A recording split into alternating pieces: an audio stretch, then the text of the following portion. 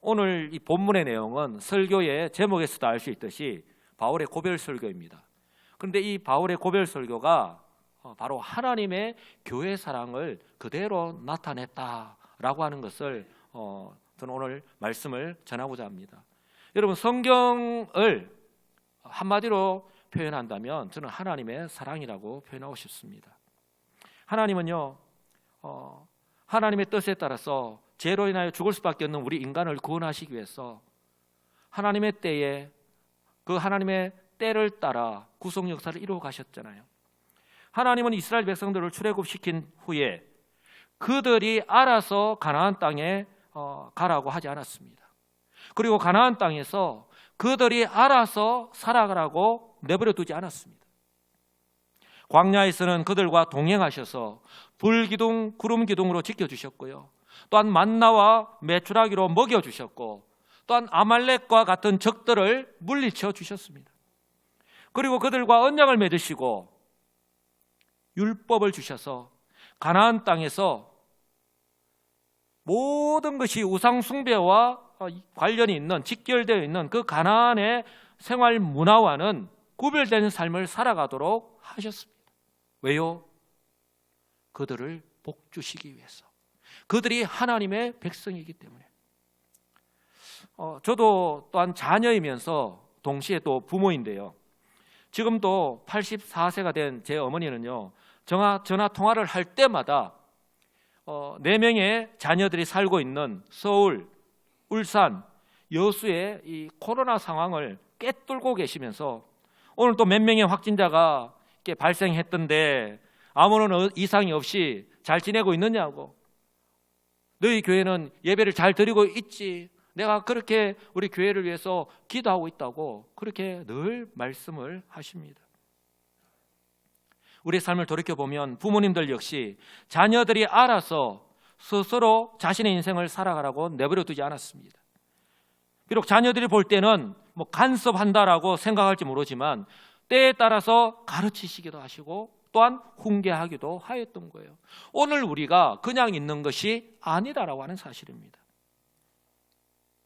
하나님께서 이스라엘 백성들을 택하시고 그렇게 하신 이유, 우리 부모님들이 이렇게 하신 이유, 오직 하나입니다. 바로 사랑하기 때문입니다. 사랑하기 때문입니다.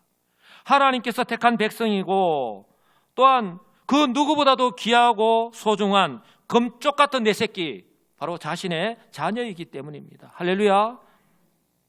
그런데요, 중요한 것은요, 이것이요, 아무리 시간이 많이 흐르고 환경이 아무리 바뀐다 할지라도 변함이 없다라고 하는 사실입니다.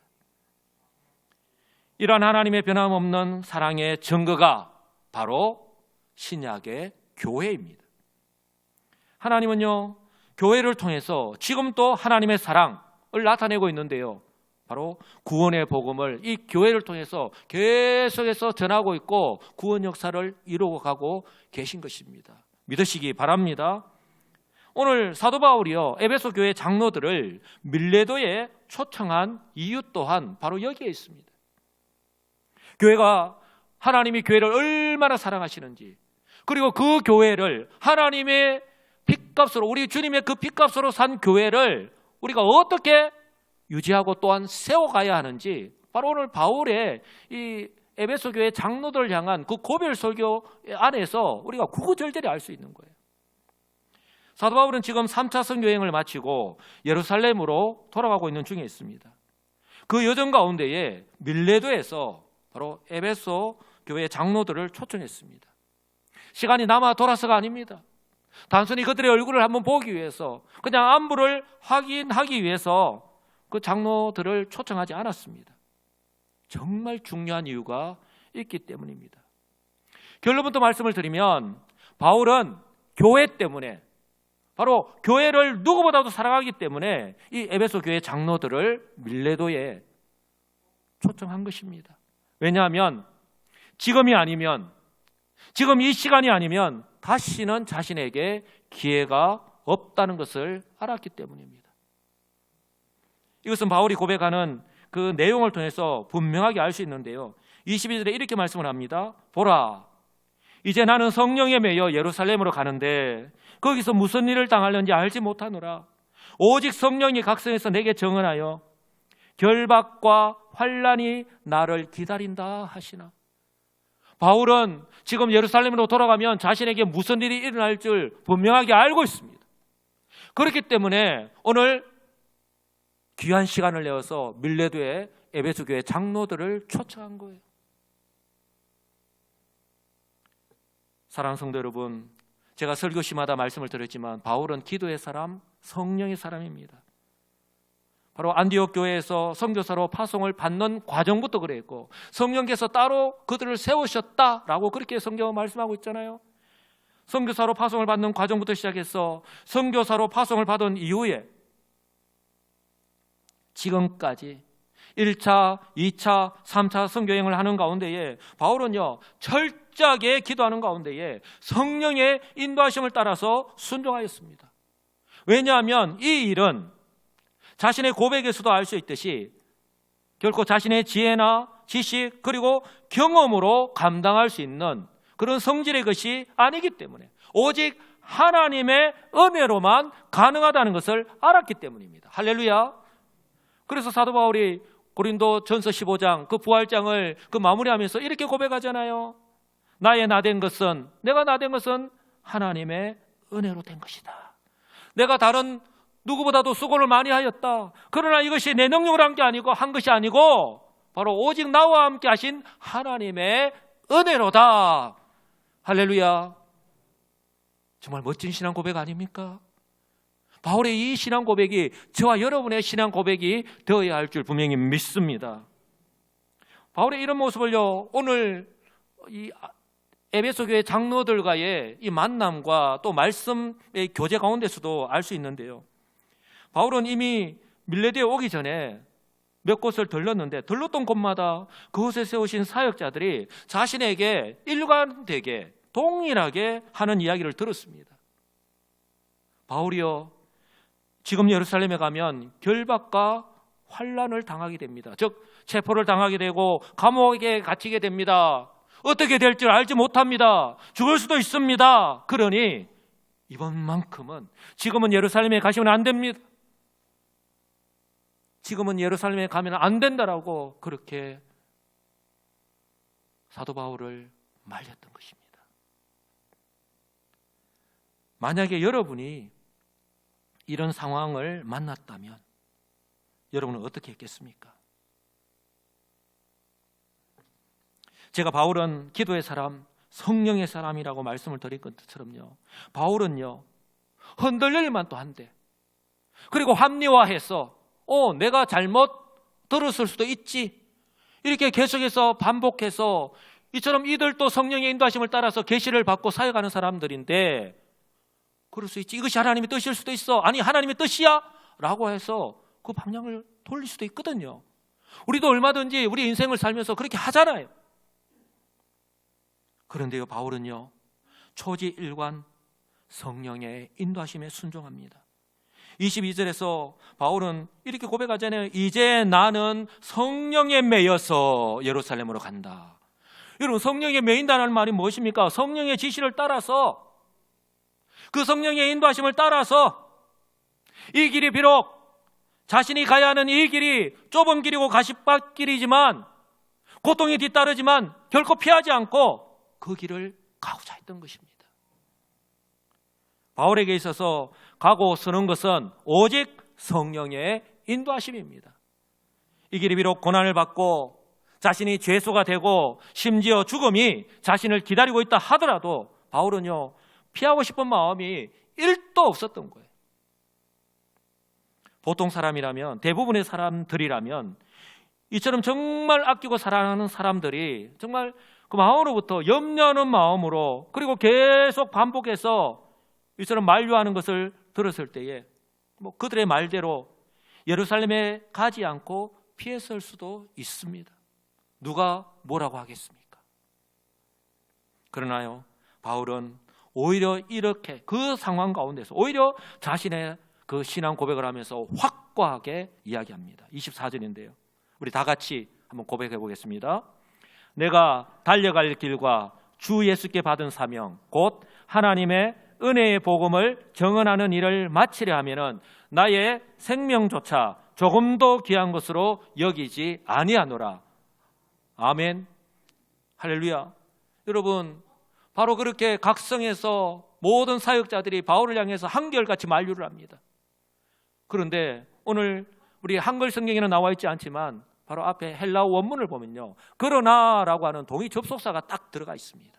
그러나 나는 내가 달려갈 길과 주 예수께 받은 사명, 그것이 무엇인지 내가 분명하게 알고 있기 때문에 나는 그 길을 가겠다는 거예요.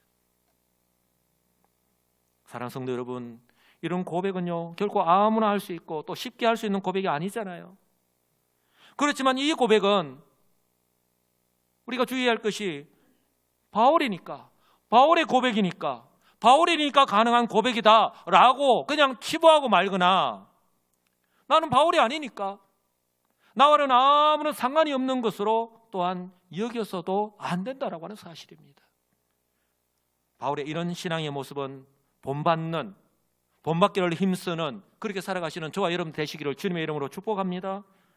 한마디로 바울은요 그 어떤 순간에도 자신의 정체성이요 흔들리지 않았습니다. 우리 집을 지을 때에 그 가운데 철근 그 두께만큼 몇 층의 높이를 짓느냐 하면은 그 철근 두께가 결정이 되고, 그 철근 두께만큼 거기를 심어야 되고, 그리고 그 위에 뭘 합니까? 우리말로 공글리 친다잖아요. 콘크리트를 얹잖아요. 우리가 확고하다는 말은요 바로 이처럼 콘크리트를 쳐서 결코 흔들리지 않는 것을 말하는 거예요. 바울은 그 어떤 순간에도 자신의 정체성이요 흔들리지 않았습니다. 그 어떤 고난, 그 어떤 환경에도 결코 흔들리지 않았습니다. 그의 사역을 통해서 할 수 있잖아요. 심지어 1차, 2차, 3차 선교를 하면서 복음을 전하는 것을 포기하지 않으면 대적자들에 의해서 죽을 수도 있었음에도 불구하고 바울은요 이것이 하나님께서 자신을 믿고 맡기신 사명이기 때문에, 하나님의 뜻이기 때문에 끝까지 포기하지 않고 흔들리지 않고 복음을 전하였던 것입니다. 어떻게 이것이 가능할까? 이런 바울의 모습은요 바울 안에 오직 예수 그리스도로 가득 차 있었기 때문에 그렇습니다. 아멘이십니까? 바울은 다메섹 도상에서 부활의 주님을 만나고 난 이후에 자신의 이전 것은요 다 버렸습니다. 다 뱃선물로 여겼댔습니다. 세상 사람들이 그렇게 중요하게 여기고 내세우는 지식, 자신의 어떤 혈통, 그 모든 것을요 다 뱃선물로 여겼다 했어요. 그 안에 오직 예수 그리스도만 딱 가득 차 있는 거예요. 그러니 눌러도 예수 그리스도, 입을 열어도 예수 그리스도, 내가 죽어도 예수 그리스도만을 외칠 수밖에 없는 거예요. 제가 이렇게 매주마다 사도행전을 통해서 사도 바울에 대해서, 사도 바울의 그 선교 여정을 설교하고 있지만 정말 멋있고 또한 부럽기 짝이 없습니다. 어떻게 저렇게 살 수 있을까? 하나님께서 보실 때에 정말 이런 사람이 멋있는 사람 아니겠습니까? 이런 사람이 우리 하나님께서 인정하시는 그런 사람 아니겠습니까? 비록 사람들이 볼 때는 외모는 볼품이 없고 온몸은요 정말 구전에 따르면 온몸은 삼처추성에 소위 움직이는 병동이라고 부를 정도로 몸이 약했음에도 불구하고 우리 하나님께서 보실 때는요 이 사람이요 가장 멋있는 사람이에요. 우리 하나님께서 인정하시는 사람입니다. 그러니 하나님께서 이 사람을 끝까지 지켜주시고 사용하실 수밖에 없지 않겠습니까? 바울이 에베소 교회 장로들 앞에서 고백하고 있듯이요, 바울은요 자신이 가진 지식이나 모든 경험들을 오직 복음을 위해서 아낌없이 그리고 진실되게 전부 다 쏟아부었습니다. 죽음을 두려워하지 않는 사람은 겁날 것이 없다라고 했는데 바로 사도 바울의 모습이 그랬습니다. 그러니 자신이 죽음을 앞두고 마지막 디모데에게 보낸 편지 가운데 이렇게 고백할 수 있는 건 아닐까요? 나는 선한 싸움을 싸우고 나의 달려갈 길을 마치고 믿음을 지켰다.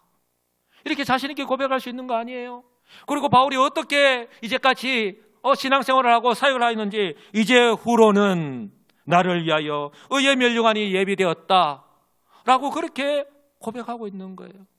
정말 우리가 어떤 모습으로 신앙생활을 하고 또한 사명자로서 우리에게 맡기신 사명을 감당하고 또한 우리가 결코 흔들리지 않고 어떤 모습으로 살아가야 하는지를 오늘 바울은요 우리에게 분명하게 보여주는 거예요.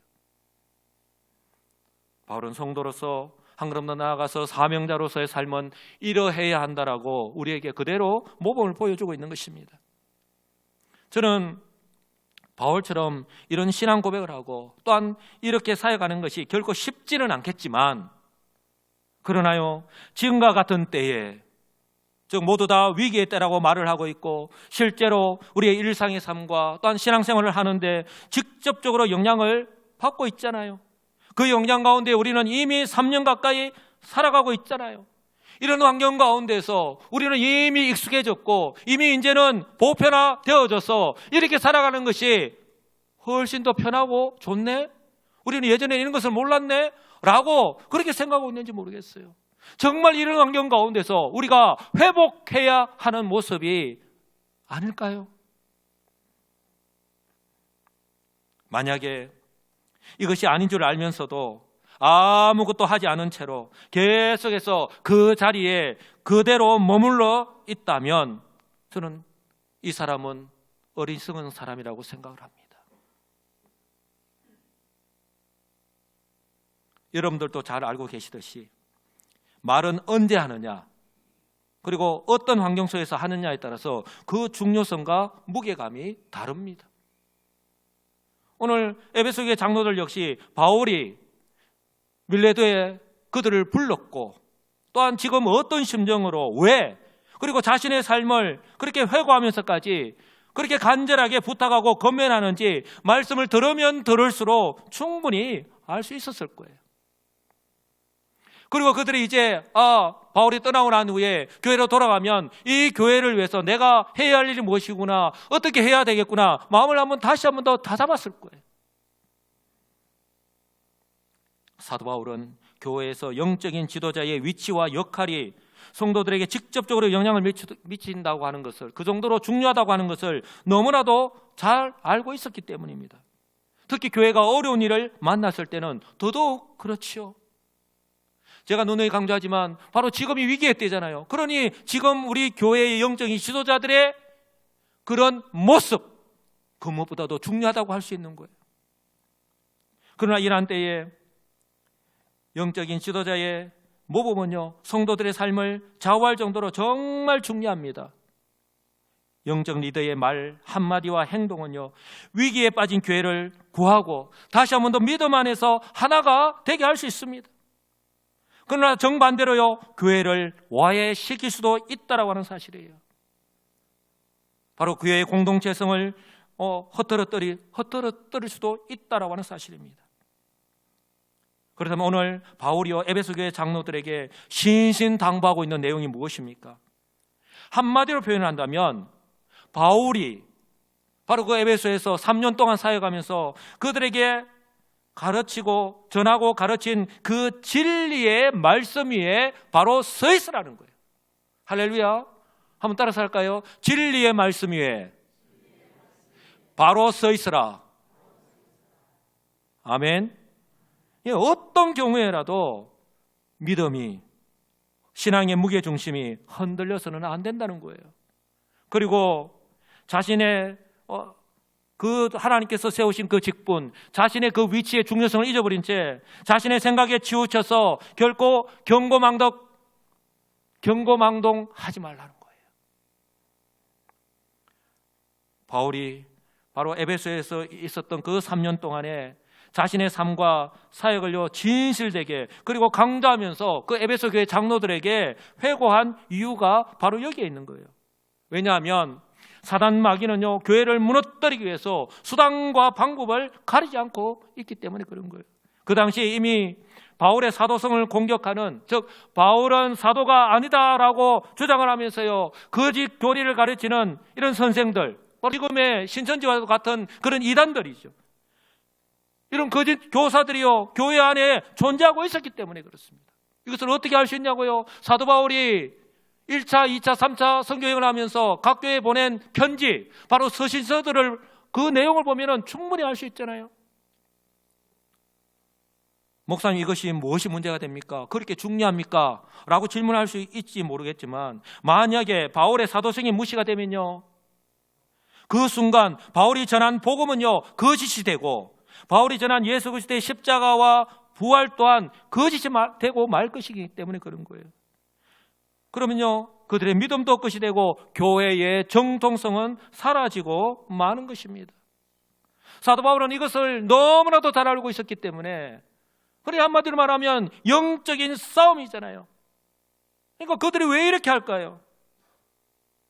제가 지난번 설교 때 말씀을 드렸지만, 역사를 주관하시는 하나님께서 바울과도 같은 사람을 부르셔서 예수 그리스도를 통하여 성취한 구원과 이 생명의 놀라운 복음이 예루살렘에만 머물러 있는 것이 아니라 전 세계 모든 사람들에게 전하는 그것이 하나님의 뜻이었기 때문에, 그 막중한 사명을 감당하는 마중물로, 초석으로 이 바울을 사용하셨잖아요.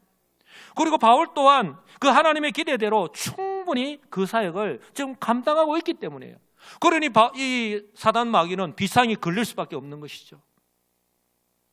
그래서 사단 마귀는 이런 유대인들이나 그리고 이런 이단들을 통해서, 이런 대적자들을 이용해서 이 복음이 전해지게 못하게 할 뿐만 아니라, 그런데 그렇게 했지만, 그렇게 방해했지만 그들의 뜻대로, 그들의 계획대로 되지 않았잖아요. 오히려 더 복음이 지금의 터키와 그리스 전 지역에 전해지게 되고, 가는 곳곳마다 교회가 세워지고, 또한 그 영향력이 점점 커지게 되었잖아요. 그렇게 되자 이제는 바울이 전한 그 복음을 무효화하기 위해서 바울의 사도성을 공격하고 있는 거예요. 교환이 이 이단들이 침투해서 조용히 침투해가지고 자신의 정체를 숨기고 그렇게 공격하고 있는 거예요. 바울이 바로 1차, 2차, 3차 선교를 하고 그곳에 세운 교회에 편지를 보낸 것이 바로 신약 성경의 27권 가운데에 13권이나 되는 서신서입니다. 그런데요, 서신서 서두에 보면 편지를 시작하자마자 바울이요 의도적으로 자신의 사도성을 강조하고 있습니다. 다 이유가 있기 때문이에요. 로마서 1장 1절 전부 다 제가 지금 그 서신서의 1장 1절 시작하자마자 이것부터 시작한 거예요. 로마서 1장 1절에 예수 그리스도의 종 바울은 사도로 부르심을 받아 하나님의 복음을 위하여 택정함을 입었다라고 말씀합니다. 고린도전서 1장 1절 하나님의 뜻을 따라 그리스도 예수의 사도로 부르심을 받은 바울, 하나님의 뜻을 따라합니다. 고린도후서 1장 1절 하나님의 뜻으로 말미암아 그리스도 예수의 사도로 부르심을 받은 바울. 특히 갈라디아 1장 1절을 보면은 너무 이런 이단들의 공격이 심했거든요. 바울의 사도성을 직접적으로 막 공격을 했거든요. 이 갈라디아서에 뭐라고 말씀합니까? 사람들에게서도 난 것이 아니요 사람으로 말미암은 것도 아니요 오직 예수 그리스도와 그를 죽은 자 가운데서 살리신 하나님 아버지로 말미암아 사도가 되었다. 네가 유대인이었는데, 네가 바리새인이었는데 너는 사도가 아니라는 거예요. 그러니까 정통성을 부인하는 것입니다. 그리고 에베소, 오늘 에베소 교회 장로들을 이 밀레도에 초청하여서 지금 말씀을 전하고 있는데, 에베소 1장 1절에서도 하나님의 뜻으로 말미암아 그리스도 예수의 사도된 바울, 골로새서에서도 데살로니가 전서, 디모데 전서, 디모데 후서, 디도서에 이르기까지 다 하나님의 뜻으로 말미암아.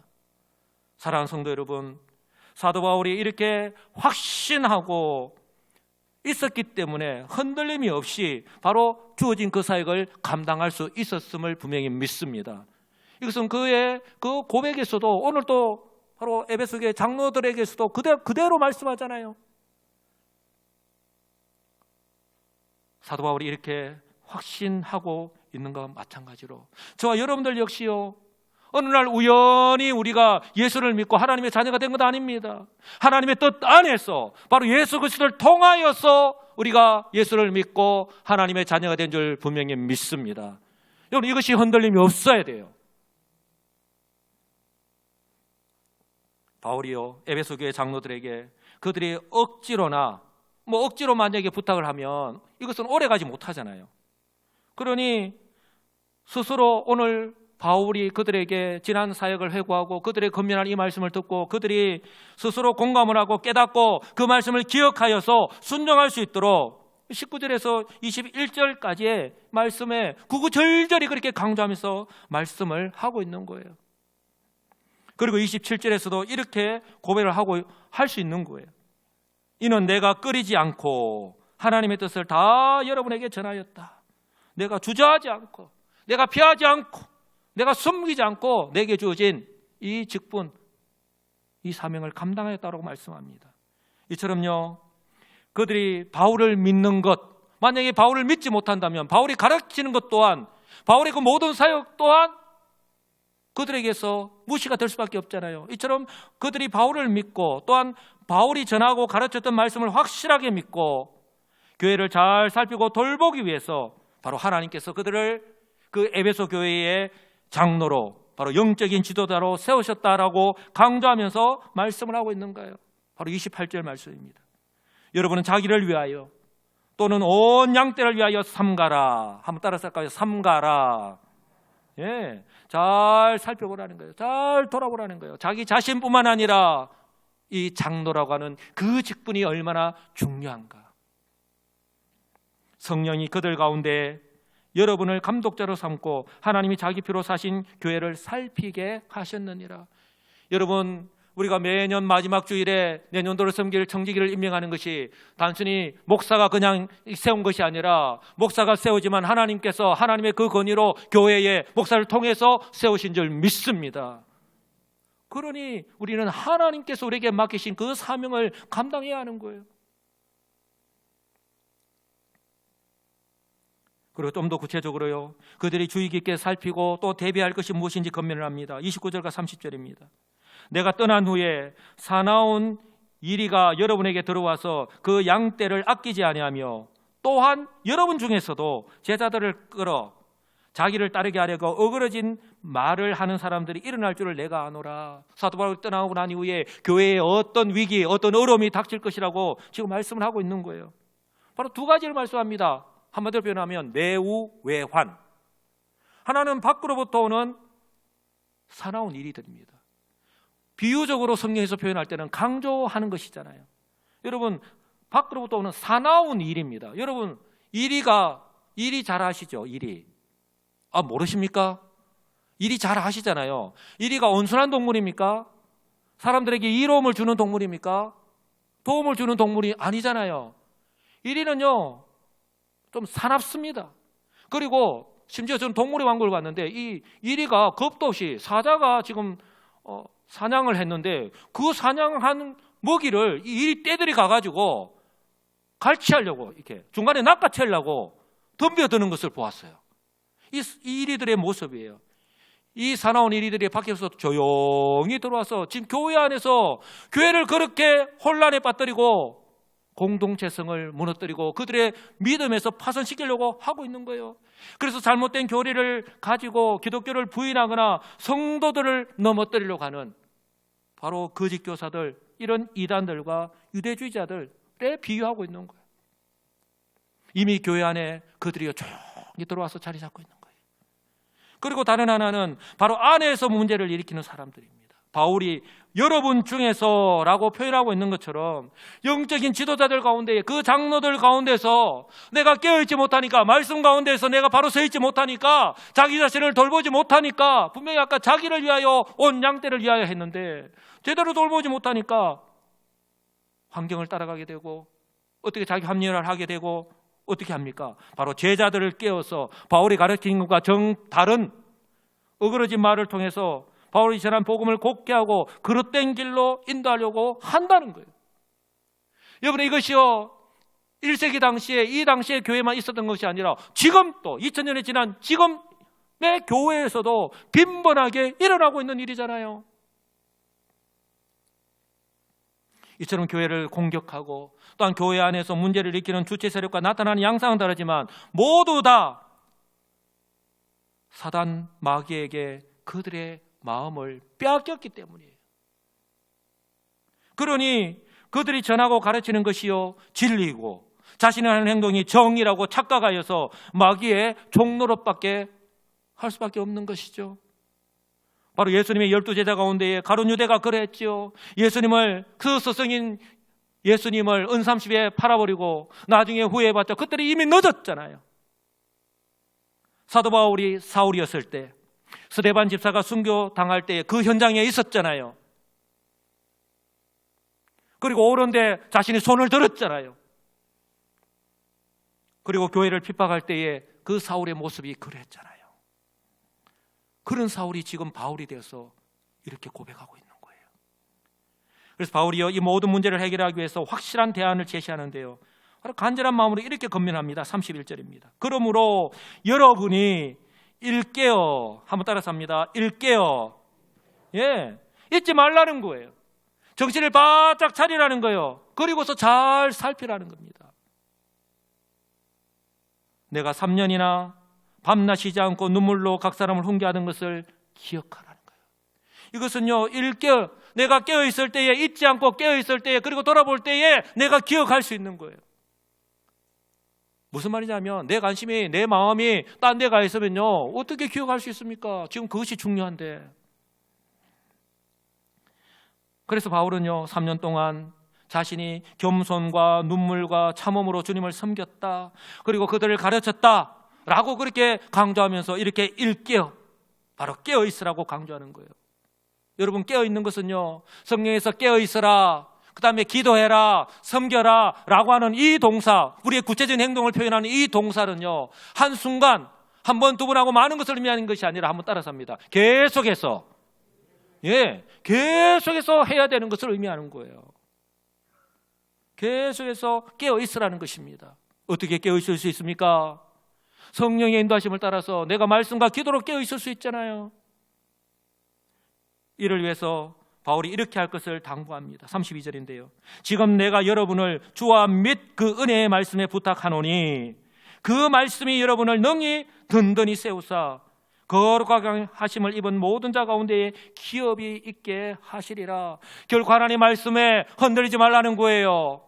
결코 하나님에게서 떠나지 말라고 하는 것입니다. 우리가 붙어 있어야 될 것은 하나님이고, 바로 우리가 떠나지 않아, 우리가 견고히 뿌리를 내리고 든든히 바로 서 있어야 될 것은 하나님의 말씀이라고 하는 것입니다. 바울은요, 지금 이제는 자신은 그들을 떠나지만, 떠나더라도 그들을 위해서 계속해서 잊지 않고 자신은 기도하겠다는 거예요. 그들이요, 흔들림이 없이 견고하게 바로 세울 수 있었던 것이 바로 무엇입니까? 바로 하나님과 하나님의 은혜의 말씀 뿌리기 때문에 사도 바울이 지금 에베소 교회 장로들 향해서 이렇게 권면하고 있는 것입니다. 우리가 올 한 해에 회복이라는 주제를 가지고 옛적 같게 하옵소서라고 이 표를 내세우고 이렇게 실천상을 하고 있지만, 우리가 하나님의 말씀, 올해는 우리가 역사순으로 한번 읽어봅시다. 하나님께서 어떻게 우리에게 약속하셨고 어떻게 이루어 가셨는지 말씀을 읽어야지만이, 말씀을 알아야지만이 우리가 알 수 있잖아요. 그리고 이를 위해서 그렇게 될 수가 없잖아요. 우리가 얼마나 바쁘게 살아갑니까? 얼마나 피곤합니까? 얼마나 해야 할 일이 많습니까? 얼마나 신경 써야 할 것이 많습니까? 그러니 기도하지 않으면 안 되니까 일주일에 하루만이라도 우리가 한번 새벽을 깨워서 기도해보자는 거, 이것이 일하세 운동 아닙니까? 내 힘으로 할 수 없으니까. 내 힘으로 할 수 있다면 왜 기도하겠습니까? 내 힘으로 할 수 없으니 우리 하나님께서 베풀어 주시 그 은혜를 사모하면서 하나님의 능력으로 감당케 해주시옵소서, 그렇게 기도하는 것 아닙니까?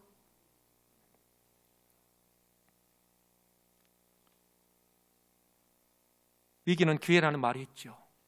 그런데 이미 한국교회는 위기를 맞이했잖아요. 저는 지금이 기회라고 생각하는데요, 한국교회와 성도는 이미 코로나 이전부터 세상으로부터 사형 선고를 받았잖아요.